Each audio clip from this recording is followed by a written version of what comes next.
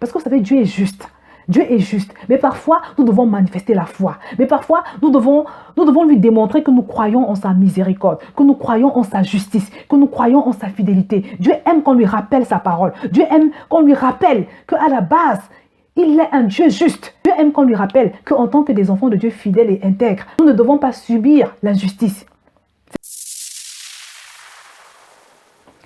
Bonjour à tous bien-aimés, bienvenue sur Vie TV. Aujourd'hui, on va parler de la foi violente, la foi persistante. Et on va surtout voir comment, quand on manifeste une foi violente, quand on manifeste une foi qui importune Dieu, on peut parvenir à changer son verdict à notre égard. C'est-à-dire, Dieu pouvait avoir décidé de ne pas t'accorder ta bénédiction, mais à force de persister, à force d'insister, tu peux parvenir à faire en sorte que Dieu change d'avis à ton égard. Et pour te démontrer ce que je suis en train de te dire, on va voir 3 exemples parlants dans la parole de Dieu. On va voir, pour commencer, l'exemple de la femme à la perte de sang. On va voir l'exemple de la femme cananéenne et puis on va terminer par l'exemple d'Ézéchiel. Je vais donc lire dans le livre de Luc.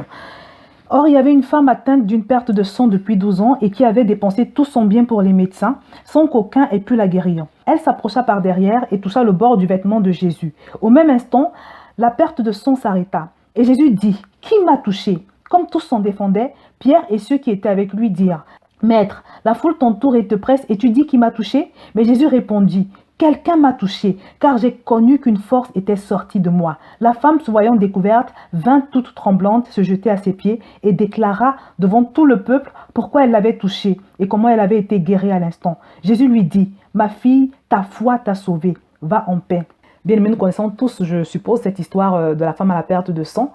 Et ce qu'il y a de particulier dans cette histoire, c'est qu'elle n'a pas demandé son avis à Jésus. Elle a arraché sa guérison. Au moment où elle s'est approchée de Jésus, il n'en était même pas conscient. La preuve, c'est qu'au verset 45, il pose une question. Il dit « Qui m'a touché ?» Et surtout, il dit qu'à un moment donné, il a senti qu'une force était sortie de lui. Il a senti qu'une force était sortie de lui. Bien aimé, c'est un passage que j'ai lu plusieurs fois, mais le Saint-Esprit a attiré mon attention. Sur ce verset 46, Jésus dit qu'une force est sortie de lui. Vous savez, la plupart du temps, quand Jésus guérissait, il savait ce qu'il faisait, il était conscient de ce qu'il faisait. Il guérissait parce qu'il avait décidé de guérir, il libérait parce qu'il avait décidé de libérer. Mais dans ce cas, la femme a cru qu'en touchant le vêtement de Jésus, elle allait pouvoir être guérie. Elle n'est pas allée vers Jésus en pleurnichant, en demandant « Jésus, est-ce que tu peux me guérir ?» Elle a simplement posé un acte de foi, elle a touché le vêtement de Jésus et elle a arraché sa guérison. Bien aimé, c'est un exemple magnifique du type de foi que Dieu aime voir ses enfants manifester. Vous savez ce qui touche Dieu, ou si vous voulez, Dieu n'est pas impressionné par nos diplômes, par le nombre d'années que nous avons dans le Seigneur, par nos titres dans l'Église, par nos grands ministères. Mais la chose qui touche Dieu, la chose qui l'impressionne vraiment, c'est notre foi. La chose qui va te faire obtenir des choses dont tu n'avais jamais rêvé, c'est ta foi. On va lire un deuxième exemple dans Matthieu chapitre 15 au verset 21. Jésus étant parti de là se retira dans le territoire de Tyr et de Sidon. Et voici une femme cananéenne qui venait de ces contrées lui cria « Aie pitié de moi Seigneur, fils de David, ma fille est cruellement tourmentée par le démon. » Il ne lui répondit pas un mot et ses disciples s'approchèrent et lui dirent avec instance « Renvoie-la car elle crie derrière nous. » Il répondit, « Je n'ai été envoyé qu'aux brebis perdues de la maison d'Israël. » Mais elle vint se prosterner devant lui, disant, « Seigneur, secours-moi. » Il répondit, « Il n'est pas bien de prendre le pain des enfants et de le jeter aux petits chiens. »« Oui, Seigneur, dit-elle, mais les petits chiens mangent les miettes qui tombent de la table de leur maître. » Alors Jésus lui dit, « Femme, ta foi est grande, qu'il te soit fait comme tu veux. » Et alors même, sa fille fut guérie. Bien aimé, cette histoire est également magnifique. Dans ce passage, nous constatons que Jésus a clairement refusé dans un premier temps de libérer la fille de la femme. Parce qu'au verset 23, il nous est dit qu'au départ, il ne lui a même pas répondu. Et au verset 24, quand il se décide enfin de lui répondre, c'est pour lui dire une parole négative. À savoir qu'elle ne faisait pas partie des personnes vers qui il avait été envoyé. Mais malgré cela, on voit la femme insister, signer et persister. Au verset 25, il nous est dit qu'elle vint se prosterner devant lui en disant « Seigneur, secours-moi » Et là encore, Jésus continue de refuser. Il lui dit « Il n'est pas bien de prendre le pain des enfants et de le jeter aux petits chiens. » Et là, on voit la femme continuer d'argumenter. Je trouve ça simplement admirable.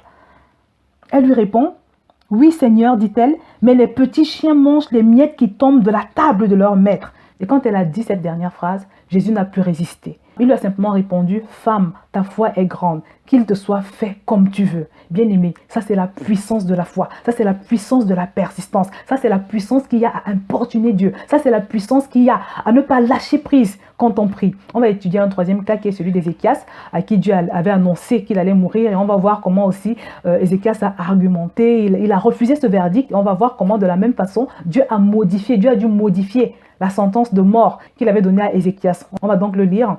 En ce temps-là, Ézéchias fut malade à mort. Le prophète Ésaïe, fils d'Amoth, vint auprès de lui et lui dit, « Ainsi parle l'Éternel, donne tes ordres à ta maison, car tu vas mourir et tu ne vivras plus. » Ézéchias tourna son visage contre le mur et fit cette prière à l'Éternel. « Éternel, souviens-toi que j'ai marché devant ta face avec fidélité et intégrité de cœur, et que j'ai fait ce qui est bien à tes yeux. » Et Ézéchias répondit d'abondantes larmes.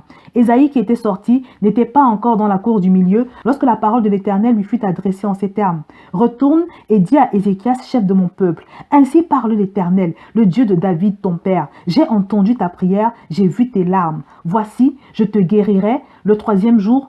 J'ajouterai à tes jours 15 années. Je te délivrerai, toi et cette ville, de la main du roi d'Assyrie. Je protégerai cette ville à cause de moi et à cause de David mon serviteur. » Ésaïe dit, prenez une masse de figues. On la prit et on l'appliqua sur l'ulcère. Et Ézéchias guérit. Bien aimé, l'expérience d'Ézéchias est simplement époustouflante dans la mesure où il a employé un argument que je t'invite toi également à employer. Tu sais, quand tu marches avec Dieu dans l'intégrité, quand tu marches avec Dieu dans la droiture, tu fais tout ce qu'il faut pour être agréable à Dieu. Il y a des choses que tu ne dois pas accepter dans ta vie. La parole de Dieu nous dit que la prière du juste a une grande efficacité. Et le témoignage d'Ézéchias est une preuve de la véracité de cette parole. Parce que ce qu'il y a de particulier dans le cas d'Ézéchias, c'est qu'il a rappelé à Dieu qu'il était quelqu'un d'intègre. Ézéchias a rappelé à Dieu qu'il était quelqu'un d'intègre et qu'il estimait qu'il ne méritait pas cette mort précoce. On va le relire rapidement.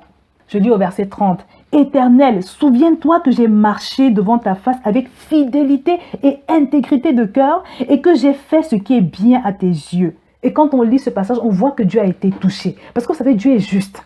Dieu est juste, mais parfois nous devons manifester la foi. Mais parfois nous devons lui démontrer que nous croyons en sa miséricorde, que nous croyons en sa justice, que nous croyons en sa fidélité. Dieu aime qu'on lui rappelle sa parole. Dieu aime qu'on lui rappelle qu'à la base, il est un Dieu juste. Dieu aime qu'on lui rappelle qu'en tant que des enfants de Dieu fidèles et intègres, nous ne devons pas subir l'injustice.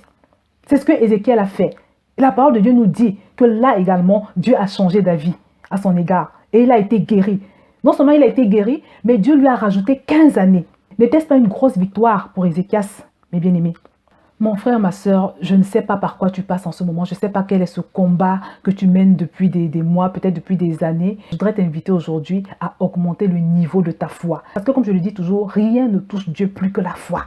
Je t'invite donc simplement aujourd'hui à arrêter de te plaindre, à arrêter de gémir. Pense à toutes ces personnes qui ont crié à Dieu, qui ont persisté devant Dieu et qui finalement ont obtenu leur délivrance. Parce que c'est autant d'exemples à suivre que la parole de Dieu nous donne pour notre édification. Mon frère, ma soeur, pense à la violence de la femme à la perte de sang. Pense à la persistance, au courage de la femme cananéenne. Pense à Ézéchias. Commence toi aussi à importuner Dieu et reçois ton miracle. Je vais m'arrêter là pour aujourd'hui et je te dis à très bientôt sur VTV.